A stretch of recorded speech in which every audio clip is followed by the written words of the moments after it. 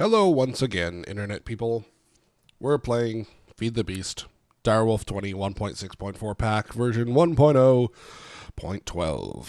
So, I've found some dark iron, and we've turned it into some routers. So let's go set up the rest of that crystallizer stack. Now there's a couple things I want to do today. The first is set that up. You'll notice I've got some barrels along here. We're going to get to that in a moment. Back walls changed a bit. We'll get there too. So right now I've got the crystallizer running my reduced iron chunks. And you'll notice we've got some extra stuff here. So what is this? Well, I've got a transfer node that runs up, out, and behind and into the back of, not the back, the top rather. The top of this furnace, as you can see there. So what that does is that as soon as the crystallizer's done, dump it in the furnace, and then from there, we dump it along the bottom there, over into the chest. So that part's really easy. You can just use normal iron furnace because, you know, it's powered by the heater coil that's behind the wall here. So there's no fuel cost to it, really. And it'll definitely keep up with this thing because it's so freaking slow. So, what do we want to do here? Well, let's finish off the automation of some of this. Now,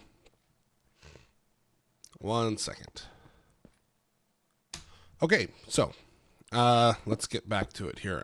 So what we want to do is the routers are going up here.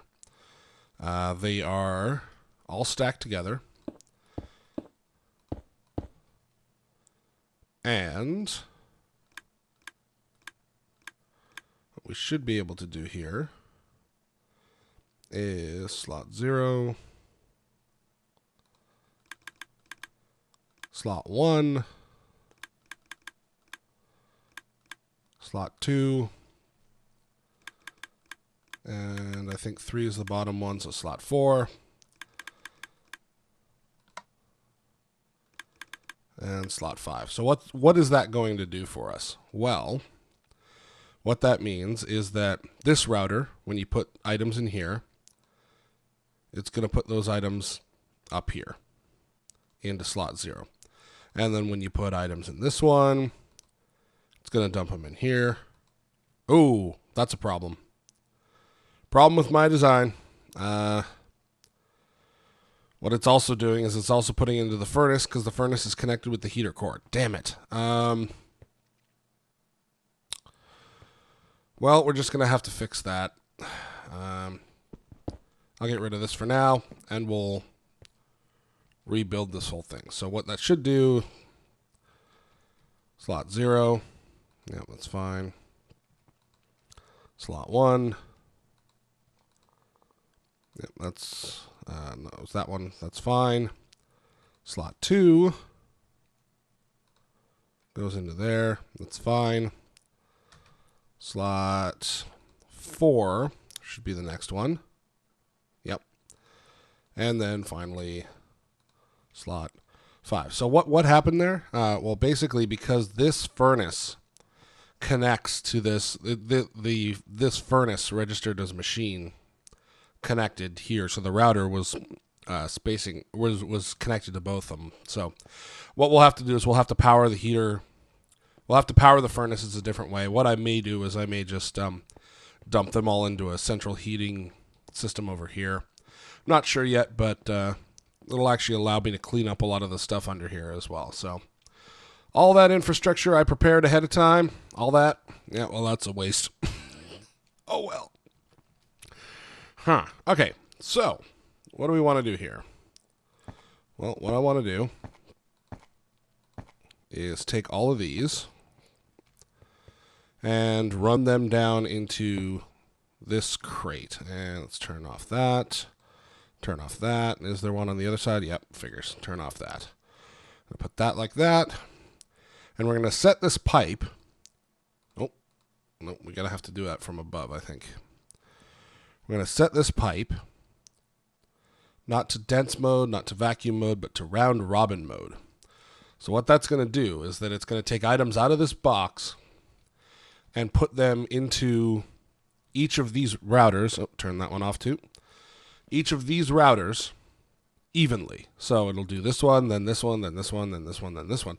So that way these routers will evenly fill all of these slots. So I'm actually just going to take out a lot of the stuff here. Let's leave it at 4 in each. Come on. Oh, I had it, and then I screwed it up. There we go. And we've got too much crap. Figures, there's always too much crap. So we need to take that pneumatic servo, install it there, and tell this here to ignore redstone signal so it's always on. So when I put these in, you see they're going to... Oh, no, I screwed it up. Because what it did is it took it in stack mode. So, yep. See, look at that. We're going to fix that real quick here. Take those out of there. Take those out of there. Whoops. Okay. Let's try that again. We need to take that and stack size 1. So that way it does it evenly this time. Thank you very much. Now where'd the rest of this crap go? Did I lose it somewhere? Where'd it go? I had a lot more than that. Uh-oh. Did I just miss? Uh-oh. What have I done?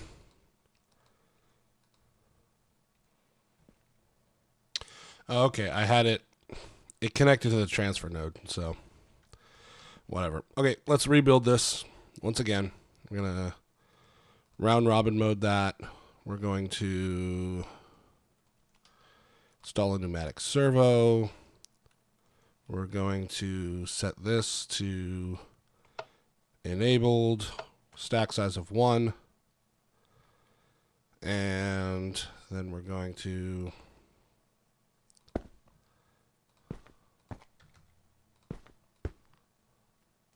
do that and turn that one off. So now what it should do when okay, we've turned all of those off, right? Okay. So now when I put these in, it should take them one at a time. Not going to put them in there. It's not going to put them in there. It's going to put them in each individual one. So as you can see, 5, and then the next one in a moment. Yep. And then the next one in a moment. Yep. So now it's just going to go around the thing, around the crystallizer, and fill it evenly. So, I mean, that's a pretty simple way of doing it. And then that means it's going to keep itself running at maximum performance. So the next thing I'm going to do is, let's set up a whitelist here. We're going to take one of these and, oh, come on. Got too much crap in the inventory. I'm going to whitelist reduced iron chunks. And we're going to run that all the way over to here and out the bottom of these. So, once again, need more pneumatic servos. I should be making more of them because you need so freaking many of them. So I'm going to do disabled and disabled and bam, bam. So what we've done is we've set that, this can be a little buffer here. And what I'll do is I'll have a chest for each of these crystallizer stacks, and each stack will be for a different material. So this one will be for iron, and then I'll have one for lead and for copper and for tin, you know. I guess I'll have to move all the furnaces down because, you know, we don't have to... You can get around this by doing the advanced upgrade on these routers, but it's expensive and it's not worth it. I might as well just put the oven or the furnaces down at the end here and just have a big bank of them all ready to go. Because, you know, there's no real reason to have them in line like this. It looks cool, but, you know, it's not really worth the hassle it would take to get this working right. So let's see here. Can we make this work? Come on. Come on. Covers can be so painful to get working. There we go. All right, so it looks like we've got that set up. So let's quickly go grab some iron and see how it works. Where we go? There we go. All right. And all the way down here, running back and forth in bat form because, you know, it's just so much faster. So we're going to take our iron ore and dump it into here. Let's take a look at the whole process now that we got this working. So we'll have iron, we'll have ores come in here, and I'll filter them out depending on, you know, what ores I want dumped into here. We'll have a buffer chest and that kind of stuff.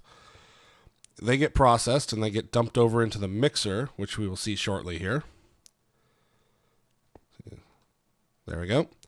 And then the mixer does its thing. It does its processing pretty quick, actually. So we got 2 each time we use the lacerator. And they get clean. And I added another bucket in there just to make it go very fast. And then the iron ore should be showing up over here momentarily. I've got a bunch of gold here from before. That's okay. There we go. And then it's going to cook up. And when it cooks up, which should be right about there, it'll instantly get pulled out. And it'll get sent down to this chest here. I'm going to put those back in. But we should see pretty quick. Maybe not so quick, because that's a pretty long run of the item duct. But we'll see the stuff show up in here eventually. And then from there, it goes up, out into here, and we get an even sort. I'm not sure why we have an uneven one right now. I think that's just because 0, 1, 2, 3, 4, 5. Yeah, no, that's right. I think it's just an uneven number of ores. So that's fine. So we've got that set up. So what's going on over here? So I've cleaned it up a little bit. I've added a larger barrel for the charcoal and kind of cleaned up the piping for that. The transfer node now deals with this firebox for the steam boiler. And I've gotten rid of all the barrels out of there, so we're running a little full on this chest right now, but we'll clean it up. So what do I have going on back here? Well, let's see. What is this one? We've got a whitelist. What we're going to do is we're going to whitelist dirt here. So what do I have? I have a packager, and a packager. What shall I use that for? Well, it's actually pretty straightforward. I'm going to put a transfer node here. And, oh, I got to get that pipe to not connect. Come on. Come on. There we go. All right. So transfer node takes dirt. It's gonna get turned into compressed dirt. Oh, let's get that out of there. I have this set on whitelist, right? Not blacklist.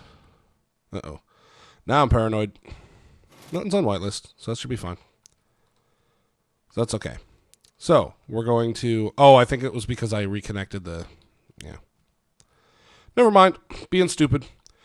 So this packager goes to the transfer node, takes the packaged dirt, repackages it again, and takes that packaged compressed dirt and turns it into double compressed dirt. And then we're going to go out from there. Once again, we need a handy-dandy pneumatic servo. We're going to set that to ignored, always on, and we're going to run this. Oh, don't want it to connect to itself. That would be stupid. Going to run that up here, and without trapping myself in, tie it. Oh, come on. Put the torch down there. Tie it back into the system. So what have we done here? Well, oh, and I already had my tools set aside for that. Let's demonstrate how this works. So the dirt will get filtered into here. It'll get packaged up into compressed dirt. The compressed dirt will go down into here. And if we had enough of it, which I think we do, it'll get, come on, there we go, stacked into double compressed dirt. And the double compressed dirt will then, once again, get restacked. Let's get the rest of this stuff. And we'll eventually wind up with triple compressed dirt, which is the maximum that dirt can be compressed at, which is perfect for storing. So compressed dirt, we'll feed that in there. It's going to create more. And as it stacks out, the triple compressed dirt comes back out into the system and should wind up in the chest over here momentarily. Right where that will be. So what's good about that is that automatically any dirt that's coming into the system is getting dealt with. So that way we're not winding up with a bunch of dirt kicking around our system that doesn't need to be loose dirt like this. So I don't know how long this pipe will take. Oh, nope, there it is. Triple compressed dirt. There we go. We're good to go. So what's good about that is that it's just all nice and compact. There actually isn't much mechanics to it, and there's no power required, and it just runs. Obviously, we don't have any flow control over this, so that if this thing does get backed up, we're going to get excess feeding back out to the overflow here. But for now, it works just fine. So what I've also done, here's one I prepared earlier. This one's for sand. So we have sand feeding in here to compressed sand, and then the compressed sand, I don't know why it's not moving. Should be. Not sure why it's not, because I accidentally have sandstone in there. That's a problem. So what happened there? Well, we had 4 sand, and 4 sand... If there's not 9 sand, it turns into sandstone. Well, crap. How do we fix that? Well, actually, I think we can probably pretty easily fix that. We're going to need 4 of those. We're going to need a bunch of this. We're going to turn it all into sticks. 4, 4, 4, and 4. We're going to be making some gears. And there you go, auto workbench. So what we'll do is we will replace the packager with an auto workbench. And once again, I guess we'll need a little bit more sand here, turn it back into real sand. And we're going to make the pattern for compressed sand. So that way it just auto crafts only if there's 9. So when you have 4 in here, it's not going to turn into sandstone and screw up our whole process. So actually, that's a pretty straightforward fix. Nothing more than that was required to fix it. And already we're looking good, and that's not going to cause us any more issue. Wow, okay, that was pretty easy. So the other plan I have is you'll notice that there's a trench here that leads to this, and this flies all the way down here to here. So what my plan is that there's a lot of builds that I see out there that they have initial ore processing and base inventory management all in one network. And there's some advantages to that. It means that, like, if you have like an applied energistics system, you can have everything kind of at your fingertips, and and you don't have to worry about reprocessing anything. But the other problem, the problem that I run into is that the system winds up being overly complicated. It doesn't need to all be in one setup, and it all doesn't need to be on one AE network, which eventually winds up causing lag. And I'm trying to stay away from using a lot of AE stuff this time around. And so what I've opted to do is all of my, say, quarrying and, the sludge boiler and the tree farm and the ore collection and all that stuff, the farming, all that stuff, is going to be pre-processed by static machines set up. So like all the stuff that we see in here, which is automatically dealing with things, putting it into their optimal form. Like, for example, this one's for coal. I dump coal in here, we get blocks of coal, and then they'll get dumped out into here right now, but we're going to dump it out a little bit farther down the line. So what do I want to do here? Well, I won't connect it quite yet, but I'm going to run an item duct. I think I missed a piece there. Yep. Always hard to run these things vertically. I'm going to run the item ducts all the way down here. Come on. There we go. And I'm going to output them into these barrels. Now, the other thing I'm going to do with this is, okay, for here, we're going to have the overflow chest out here somewhere. But for initially, what this is going to do is this is going to let us stack stuff in a storage container that can accept quite a bit. We can upgrade it down the line to like a double barrel or like a deep storage unit, and then it still allows access to the bottom for our actual base inventory management. So if we're like putting logistics pipes in here, we can put them all into the bottom of here, or into the back actually even, and manage them that way. And then it's completely separate from the ore processing system, which I think is kind of a better way of doing it. So that way it's not all connected and it's not all one big lagtastically ridiculous contraption. So what we're going to do, I'm going to take this. I guess the one other thing we do need to do here is set up a overflow chest here, and we'll move it down the line when we get more stuff.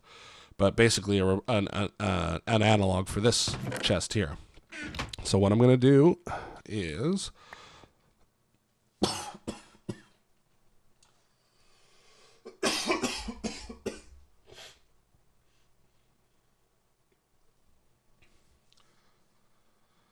So what I'm going to do is I'm going to disconnect this chest, and we're going to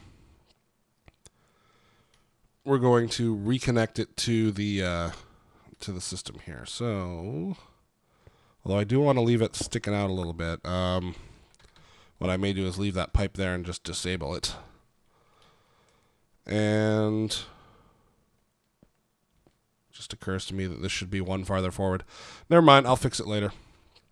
So now what we have is we have all the excess output is now heading down the line over there. You know, not really much of a difference other than the fact that it's longer, but we're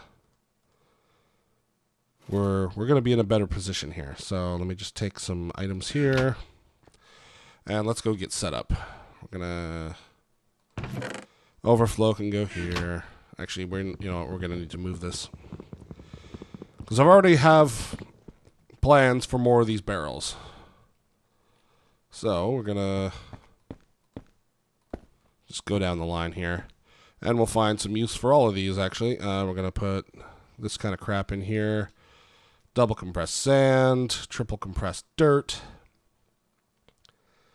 I think I already have coal blocks set up over here. So basically all the different stuff that we're going to get. And then I'll put the overflow chest on the end here, just for anything we don't catch. So as items come down here, they're going to start using up these barrels, and then we'll manage it until it's working. But I'll be right back once I empty out the contents of this into the system. Okay, so I think what might have been happening with this, by the way, I put the Aqua Regia up in the slot 0, just because I think what was happening was that the first router going into slot 0 might have been putting it into one of the other routers. I'm not sure, but it does appear to be a lot more even. Now the end slots do take a little bit longer because the pipe is so slow, but it is doing it round robin style. It seems to be all right now. And you know, the crystallized iron, I'll have to figure out a way to fix that. But what we've got basically an empty chest here now. So let's ditch this. No longer need that. And our system should be up and running. So let's go take a look here. Lots of items. And as you can see, all the different items are in their respective positions. The overflow chest is at the end here, just in case we get other items, but I think we're okay for the moment. And it's just going to keep processing. So, you know, what this is, I mean, for just the sludge processing, yeah, it's ridiculous overkill. But this is the start of a beautiful sortation. What this is going to allow us to do in long term is it's going to allow us to properly sort items coming in off of a quarry and allow proper. The item ducts are cool because they allow proper like backflow stoppage, so that way we don't get overflow. And this wall as well we will use. So what I'll do is I'll run item ducts up and over the ceiling and over onto the other side, and we'll carve out the wall for more barrels. So that way when we reach the end here, we still have room for more stuff. Now, stuff like, say, iron ore, we're going to put a collection barrel, or not barrel, but a collection box somewhere back here, somewhere before the process starts. I haven't decided whether or not I want to use an ender chest or not. It is so convenient, but I'm still not sure I'm entirely sold on doing it that way. Maybe want to try Railcraft, or maybe not. I don't know. It's a big undertaking, so I'm not sure. But we have the basics of what we'll need here, and we have a lot of space along here to add some more machines for auto processing. We will add a branch point here somewhere for ore processing and have it spout down into this barrel for automatic processing. And I've been adding, as we go, different ores to the whitelist on these pipes, and then we'll get the different crystalline or the crystallizers set up, get the ore burning at the end, and then hopefully this will get running quite well.